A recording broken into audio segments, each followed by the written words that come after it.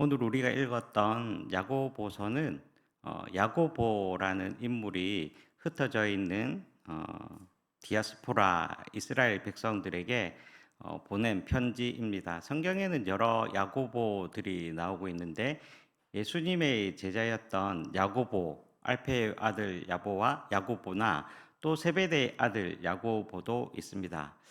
그리고 예수님의 육체적인 형제 중에서 동생인 첫째 동생이 야고보가 있는데 아마 많은 성경 학자들은 이 야고보서를 적은 사람, 기록한 사람은 예수님의 동생이었던 야고보가 아닐까라고 추측을 하곤 합니다. 우리가 읽은 복음서에서 야고보는 예수님의 동생 야고보는 예수님을 믿지는 않는 것으로 나오지만 그 이후에 나오는 사도행전을 보면 사도행전 15장의 내용에 보면 야고보가 초대 교회에서 중심적인 역할을 했던 것으로 그렇게 나와 있는데 아마 야고보는 예수님이 돌아가시고 또 부활하시고 또 승천하시는 그러한 과정들을 보면서 예수님을 온전하게 믿게 되었고 또 나아가서 초대 교회 예루살렘 교회의 지도자가 되었다라고 그렇게 추측을 합니다. 그렇고 또 오늘 우리가 읽었던 야고보서를 기록했다라고 말씀을 하고 있습니다. 오늘 우리가 읽었던 본문에는 진실한 믿음이란 무엇인가라는 것에 대해서 같이 생각해 보고 은혜를 받고자 합니다. 그런데 우리가 말하는 이 믿는다, 믿음이라는 것은 어떻게 보면 눈에 잡히지 않는 추상적인 그러한 개념 같습니다. 그래서 구체적으로 우리가 어떤 형태를 하느냐에 따라서 우리의 믿음이 그냥 추상적인 것으로 끝나지 아니하고 구체적인 모습으로 드러날 수 있지 않을까라고 그렇게 생각해 보게 됩니다. 믿음이라는 것이 오늘 무엇인지 오늘 본문 말씀을 통해서 두 가지 의미로 같이 생각해 보려고 합니다. 첫 번째로는 시험이라는 상황에 놓여 있을 때 우리의 믿음이 어떻게 나타나는가라는 것입니다. 시험이라는 상황에 우리가 놓이게 되었을 때에 믿음이라는 것은 참는 것, 견디는 것으로 표현될 수 있다라는 것입니다. 우리 오늘 읽었던 본문 말씀 12절 말씀을 다시 한번 보시겠습니다. 12절 말씀입니다. 시험을 참는 자는 복이 있나니 이는 시련을 견디어낸 자가 주께서 자기를 사랑하는 자들에게 약속하신 생명의 면류관을 얻을 것이기 때문이라. 아멘. 우리가 신앙생활을 하다가 시험이라는 상황에 놓이게 되었을 때에 오늘 말씀을 보니 시험을 참는다, 또 그런 상황에서 견딘다라는 것으로 우리의 믿음이 드러날 수 있다라는 것입니다. 그런데 이 믿음이라는 것이 어떻게 참고 견디는 것으로 나타나는가라고 볼 수 있는데 방금 읽었던 것처럼 12절에서 주님께서 자기를 사랑하시는 자들에게 약속하신 것이다 라는 것을 말씀을 볼 때에 우리가 믿음이라는 형태는 주님의 약속을 믿고 신뢰할 때에 그것을 얻을 때까지 우리가 믿으며 견딘다라는 그러한 것입니다. 그러므로 우리가 믿는다라고 말할 때에는 다른 한편으로 표현을 해본다면 시험을 견딘다, 이긴다라고 그렇게 말씀을 할 수가 있을 것입니다. 또한 시험이라는 이러한 상황에서 우리가 두 번째 생각해 볼 수 있는 것은 유혹되지 않는다, 피한다라는 동사로 표현이 될 수 있을 것입니다. 우리 13절, 14절 말씀을 다시 한번 읽어 보시겠습니다. 제가 한번 읽어 보겠습니다. 사람이 시험을 받을 때에 내가 하나님께 시험을 받는다 하지 말지니 하나님은 악에게 시험을 받지도 아니하시고 친히 아무도 시험하지 아니하시느니라. 오직 각 사람이 시험을 받는 것은 자기 욕심에 끌려 미혹됨이니라고 말씀하고 있습니다.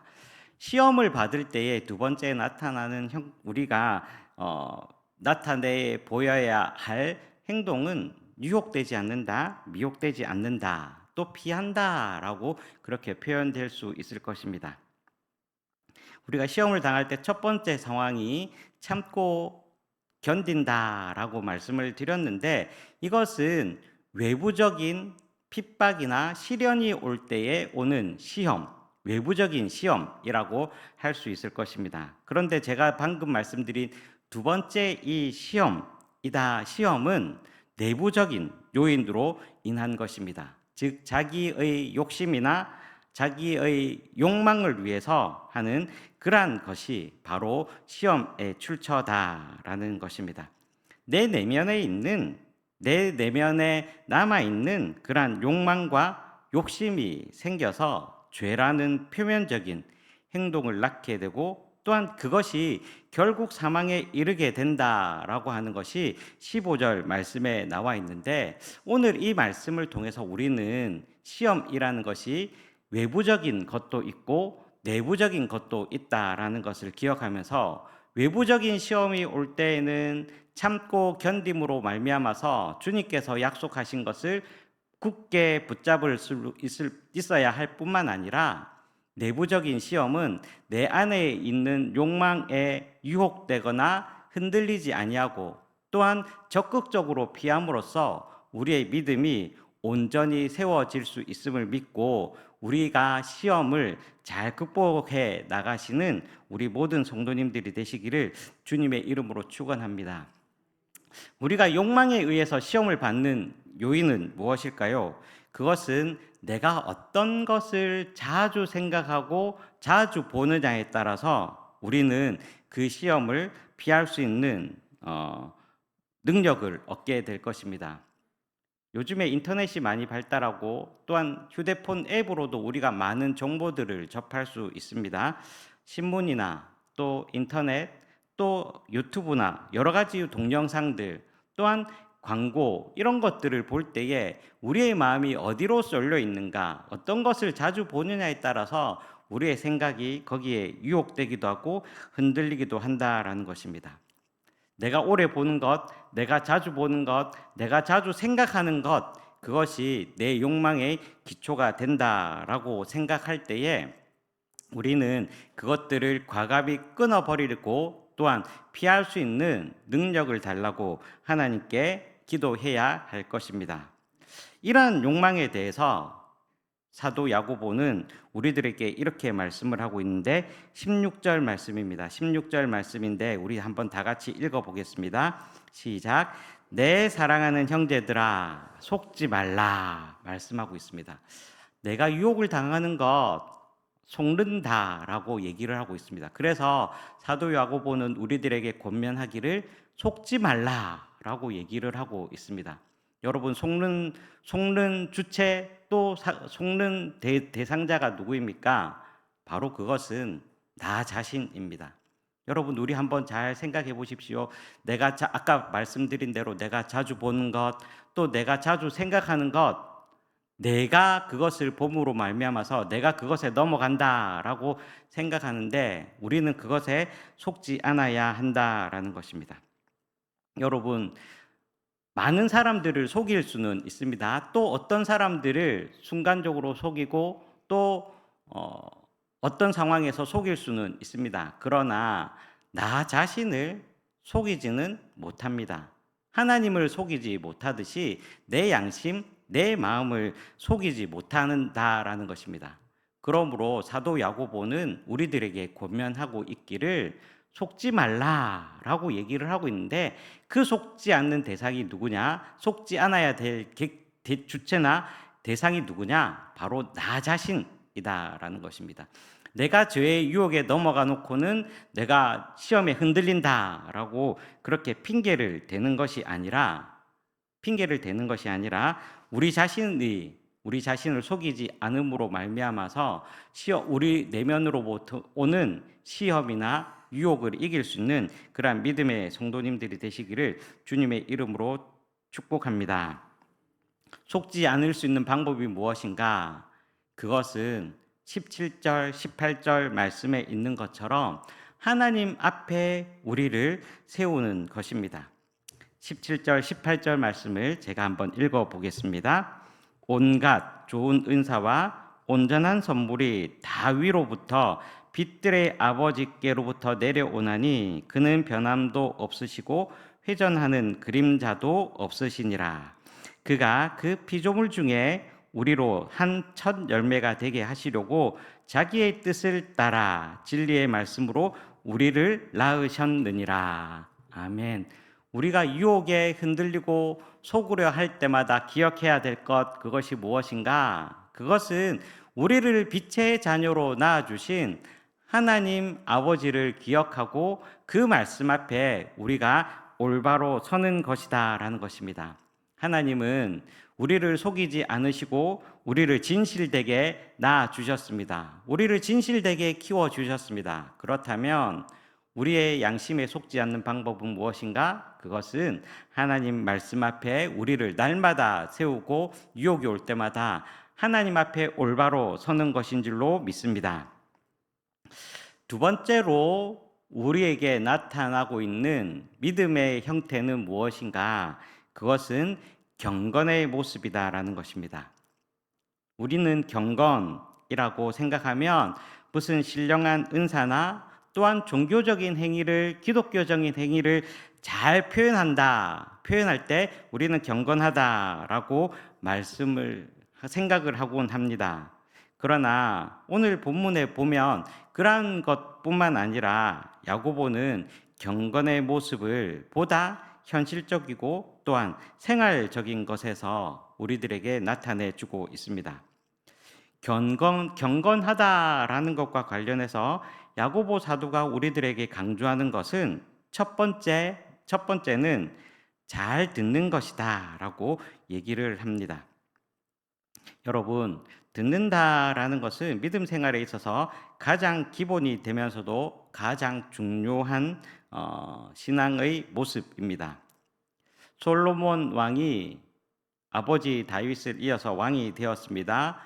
왕이 어린 나이에 왕이 되자 고민이 많고 걱정이 많아서 하나님께 기도를 드렸습니다. 그때 하나님께서 솔로몬에게 나타나셔서 내게 무엇을 줄까라고 열왕기상 3장에 물어보는 내용들이 있습니다.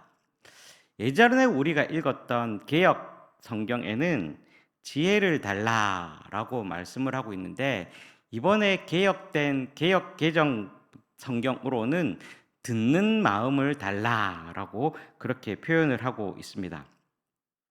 지혜가 무엇입니까? 그것은 잘 듣는 마음이다라는 것입니다. 잘 듣는 것에서부터 우리의 믿음과 진정한 믿음, 지혜가 시작된다라는 것입니다. 그러면서 야고보는 듣는 것을 잘 하라고 하면서 말하는 것을 더디하고 성내는 것을 피하라라고 말하고 있습니다. 말하는 것이 경건과 관련되는 이유는 간단합니다. 우리는 말의 실수를 통하여 허물을 범하기 때문입니다. 우리가 생각하는 것은 겉의 말로 드러나기 쉽습니다. 그러므로 다윗은 이런 시편 145편 3절에서 이렇게 기도하고 있는데 여호와여 내 입에 파수꾼을 세우시고 내 입술의 문을 지키소서라고 기도하고 있습니다. 우리 은성교회 성도 여러분, 하나님의 말씀을 듣는 것은 속히 하되 말하는 것은 파수꾼이 우리를 지키는 것 같이 조심하고 또 주의할 수 있는 그러한 복을 누리시기를 주님의 이름으로 축복합니다. 말하는 것과 관련해서 또 우리가 생각해 보아야 할 것은 그것은 성낸다라는 것입니다. 오늘 본문 말씀 19절, 20절 말씀을 같이 한번 읽어 보겠습니다. 19절, 20절 말씀입니다. 내 사랑하는 형제들아 너희가 알지니 사람마다 듣기는 속히 하고 말하기는 더디하며 성내기도 더디하라. 사람이 성내는 것이 하나님의 의를 이루지 못함이라. 아멘. 우리가 경건하다라고 할 때에 중요한 것은 성내는 것이 바로 하나님의 의를 이루지 못하게 한다라는 것입니다. 뿐만 아니라 성내는 것은 모든 더러운 것과 넘치는 악의 외적인 표현이고, 또한 우리의 영혼에 심겨진 하나님의 말씀이 자라나지 못하게 하는 그러한 요인이 된다라는 것입니다. 성도 여러분, 오늘 하루도 주님께서 우리의 마음에 파수꾼을 세워주셔서 참고 견디는 마음으로 성내는 일을 자제하는 그러한 귀한 복된 하루가 되시기를 주님의 이름으로 축복합니다. 마지막으로 야고보 사도가 우리들에게 권면하고 있는 경건의 모습, 실제적인 모습을 얘기하고 있는데, 우리 결론과 같은 27절 말씀을 한번 같이 읽어보겠습니다. 27절 말씀입니다. 시작. 하나님 아버지 앞에서 정결하고 더러움이 없는 경건은 곧 고아와 과부를 그 환난 중에 돌보고 또 자기를 지켜 세속에 물들지 아니하는 그것이니라. 아멘. 오늘 하나님 앞에 우리가 제대로 설 수 있기를 주님의 이름으로 축복합니다. 그렇게 됨으로 말미암아서 고아와 과부로 표현되는 어려운 이들을 도우며 또 그들을 섬기며 살아가시는 그러한 참된 경건의 모습으로 살아갈 수 있기를 축복합니다. 아까 말씀드린 것처럼 스스로 속이지 아니하는 것이 유혹을 이기는 것이라 말씀을 드렸는데, 오늘 하루도 우리 자신을 지키며 말을 지키고 행동을 지키고 또 마음을 지키며 살아가는 복된 하루가 되시기를 바랍니다. 그래서 우리에게 주시는 그러한 세속에 물들지 아니하고 참된 경건을 나타낼 수 있는 우리 모든 성도님들이 되시기를 주님의 이름으로 축복합니다. 기도하겠습니다.